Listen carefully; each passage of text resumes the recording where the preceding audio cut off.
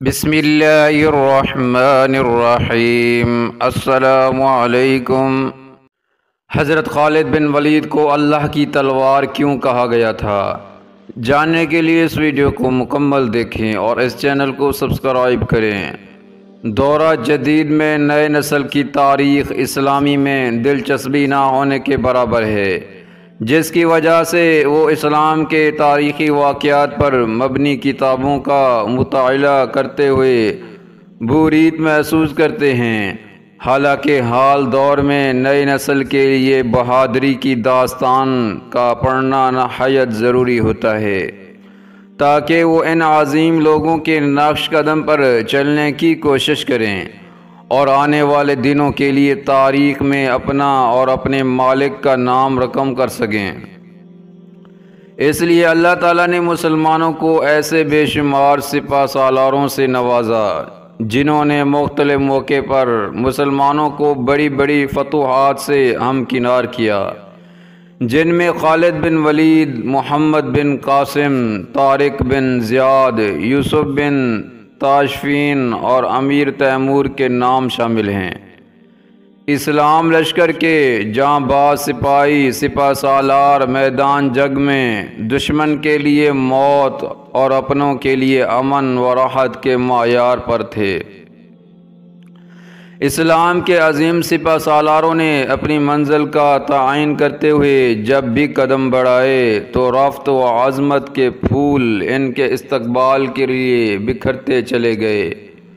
مکے کے ایک ایسے گھرانے میں پیدا ہونے والا یہ بچہ اپنی دولت، سخاوت اور فہم و فراست کے حوالے سے جانا پہچانا جاتا ہے۔ اس بچے کے والد ولید کا شمار مکے کے ممتاز افراد میں سے ہوتا تھا۔ وہ مکے سے طائف تک پھیلے ہوئے بے شمار باغات کے مالک تھے۔ اہل مکہ انہیں العدل اور الوحید کے القابات سے پکارا کرتے تھے۔ وہ عرب کے پہلے شخص تھے جنہوں نے چوری کے سلسلے میں ہاتھ کاٹنے کی تجویز پیش کی تھی، جو بعد ازاں اسلامی نظام میں شامل ہوئی، اور فوجی مہارت میں بھی حضرت ولید کا جواب نہ تھا۔ لہٰذا یوں اس بچے کو دولت اور مزید خوبیوں کا سرمایہ ورثے میں ملا، اور اس بچے نے بڑے شفانہ انداز میں پرورش پائی۔ اس کے علاوہ آپ کو مردانہ کھیلوں اور فرعونوں عرب و ضرب سیکھنے کا جنون تھا۔ آپ نے بچپن میں ہی گھوڑے سواری، تیر اندازی اور شمشیر زنی سیکھ لی تھی، اور نیزہ چلانے میں بھی آپ کا کوئی ثانی نہ تھا۔ ان صلاحیتوں کے مالک کا نام حضرت خالد بن ولید تھا۔ کھیل کا میدان ہو یا میدان جنگ، آپ اپنی مہارت سے کھیل کا پاسا اپنے حق میں لڑنے کے ماہر تھے۔ کہا جاتا ہے کہ حضرت خالد بن ولید نے کشتی میں بھی بڑے بڑے پہلوانوں کو ہرایا تھا۔ ایک بار مکے میں کشتی کے مقابلے ہو رہے تھے تو حضرت عمر فاروق، جن کا شمار شہر کے نام اور کشتی لڑنے والوں میں ہوتا تھا، آپ کے مدد قابل تھے۔ دونوں ایک دوسرے کو بچھاڑ کرنے کی بھرپور کوشش کر رہے تھے۔ مقابلہ کافی دیر سے جاری تھا اور فیصلہ نہیں ہو پا رہا تھا۔ اچانک حضرت خالد کا داؤ چل گیا۔ انہوں نے اپنے ماموزاد حضرت عمر فاروق کو اٹھا کر پٹک رکھا، جس کی وجہ سے حضرت عمر فاروق کی پنڈلی کی ہڈی ٹوٹ گئی اور میدان حضرت خالد بن ولید نے مار لیا۔ قبول اسلام سے پہلے حضرت خالد بن ولید اسلام کے سخت مخالف تھے۔ جنگی حالات کا جزیہ کرنے اور جنگی حکمت عملی میں آپ کو کمال حاصل تھا۔ کسی ذہانت و جنگی سوجھ بوجھ میں حضرت خالد بن ولید کو کچھ عرصے تک عجیز کشمکش میں مبتلا کر رکھا تھا، لیکن یہ سن 628 کا موسم بہار تھا۔ پودوں پر کلیاں پھول بن کر کھل رہی تھی بازاروں میں رونقیں بھر رہی تھی کیونکہ حج کا زمانہ قریب آ رہا تھا، اس لیے عارضی دکانوں اور ڈھیلوں نے چہل پہل اور بھی بڑھا رکھی تھی۔ لیکن عجیب بات تھی کہ اس بار حضرت خالد بن ولید کو کچھ اداس اور کھویا ہوا تھا۔ وہ شہر میں ہونے والے جسمانی اور جنگی کھیل تماشوں کے مقابلے سے بالکل لا تعلق تھے، جس میں وہ ہمیشہ سے حصہ لیتے آئے تھے۔ ان کی سوچ کا محور اسلام کی ہر روز بڑھتے ہوئے طاقت تھی۔ حضرت خالد یہ سوچ رہے تھے کہ اب تک اسلام کے مخالفین نے مسلمانوں کو میدان جنگ میں 28 بار للکارا ہے، لیکن اپنے تمام تر ادبی برتری اور بہترین جنگی ساز و سامان کے باوجود بھی ذلت اٹھائی۔ کبھی آپ کے دماغ میں جنگ بدر کا نقشہ ابھرنے لگتا تھا، جس میں معمولی ساز و سامان کے ساتھ 313 مسلمانوں کی جماعت میں ابو جہل کے بڑے لشکر کو شکست دی تھی، تو کبھی جنگ فوج میں مسلمانوں کی ثابت قدمی اور جان نثاری آنکھوں کے سامنے آنے لگتی، تو کبھی حضرت خالد بن ولید چشم تصور میں مکے کے مقابلے شکست پہلوان اذکار کو نبی کریم صلی اللہ علیہ وسلم کے ہاتھوں خاک چڑھتے ہوئے دیکھتے۔ آپ کا ذہن ہے سر و سامان مسلمانوں کی ان عظیم فتوحات کو سمجھنے سے بالکل قاصر تھا۔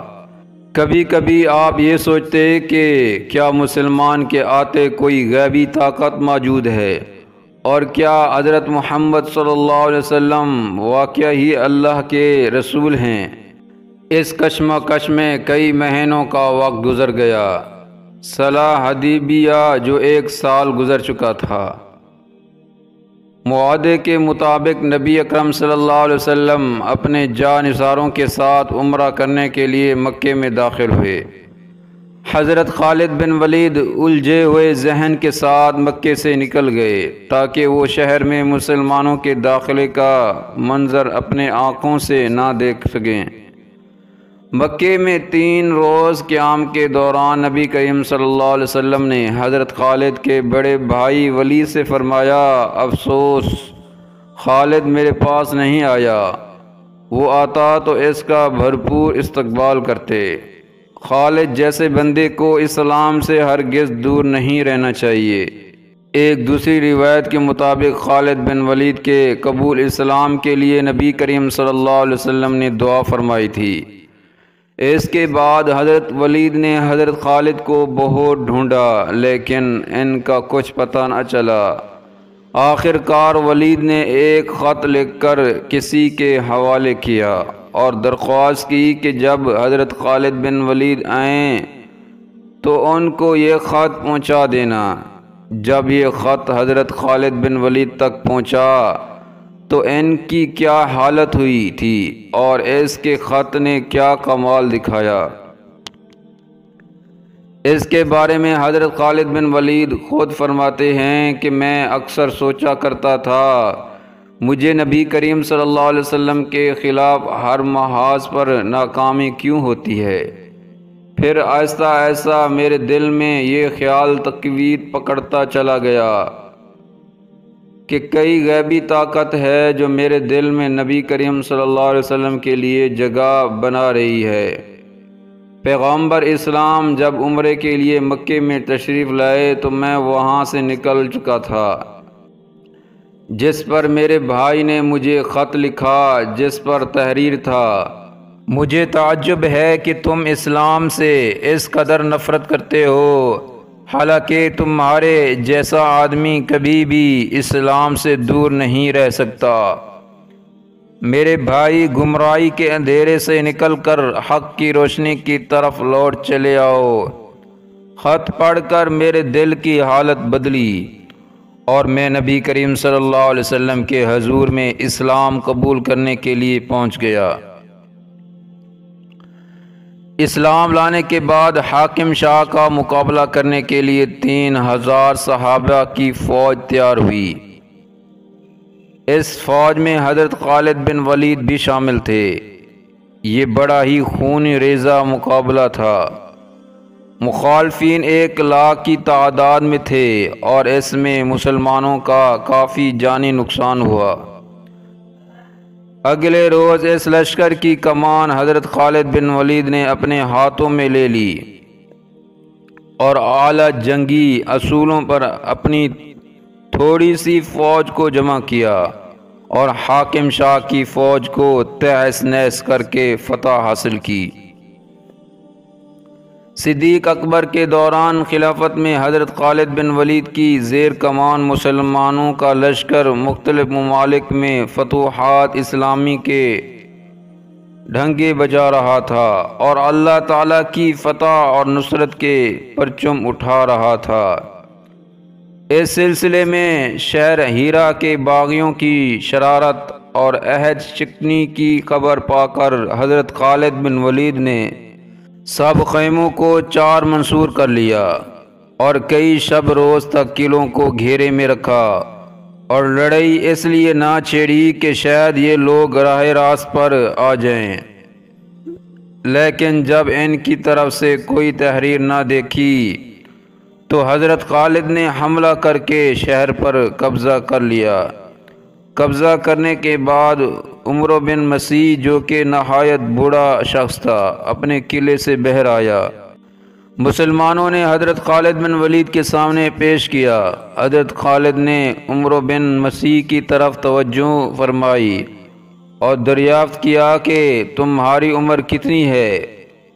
عمروں نے جواب دیا کہ سینکڑوں بس۔ بوڑھے کے ساتھ جو خادم تھا اس کے پاس ایک زہر کی پھیڈلی نکلی۔ اس پر حضرت خالد نے پوچھا کہ زہر اپنے ساتھ کیوں لائے ہو؟ اس نے جواب دیا کہ اس خیال سے کہ اگر تم نے میری قوم کے ساتھ اچھا سلوک نہ کیا تو میں اسے کھا کر مر جاؤں گا اور اپنی قوم کی ذلت و تباہی نہ دیکھ سکوں گا۔ حضرت خالد بن ولید نے زہر نکال کر اپنی ہتھیلی میں رکھا اور اس سے کہا کہ موت کوئی نہیں مرتا اگر موت کا وقت نہ آیا ہو تو زہر بھی کچھ اثر نہیں کر سکتا۔ یہ کہہ کر حضرت خالد نے بسم اللہ پڑھ کر وہ زہر کھا لیا۔ اس بوڑھے نے اعتماد کا یہ منظر دیکھا تو بہت حیران ہوا۔ عمر بن مسیح کی زبان سے یہ کلمہ بے اختیار نکل پڑا کہ جب تک تمہاری شان کا ایک شخص بھی تم میں موجود ہے تم اپنے مقصد میں ناکام نہیں رہ سکتے۔ صدیق اکبر کے دور میں آپ اسلامی لشکروں کے سپہ سالاروں کے فرائض انجام دیتے رہے۔ حضرت خالد بن ولید کے بارے میں بیان ہوتا ہے کہ آپ بستر علالت پر تھے تو آپ نے قریب بیٹھے ہوئے لوگوں سے کہا میں نے بے شمار جنگوں میں حصہ لیا، کئی بار اپنے آپ کو ایسے خطروں میں ڈالا کہ جان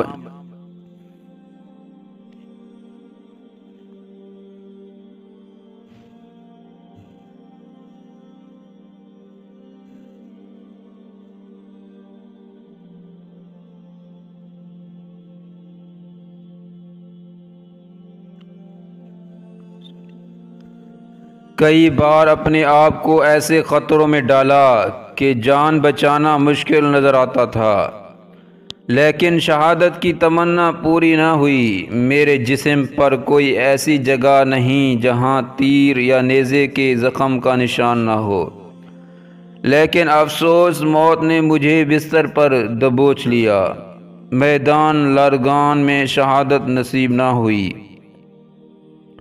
اس پر لوگوں نے ان سے کہا رسول اللہ صلی اللہ علیہ وسلم نے آپ کو سیف اللہ یعنی اللہ کی تلوار کا خطاب عطا فرمایا ہے، آپ اگر کسی کافر کے ہاتھ سے مارے جاتے تو اس کا مطلب تھا کہ ایک دشمن خدا نے اللہ کی تلوار کو توڑ ڈالا جو ممکن تھا۔ یہ سب سن کر آپ کو کچھ اطمینان نصیب ہوا۔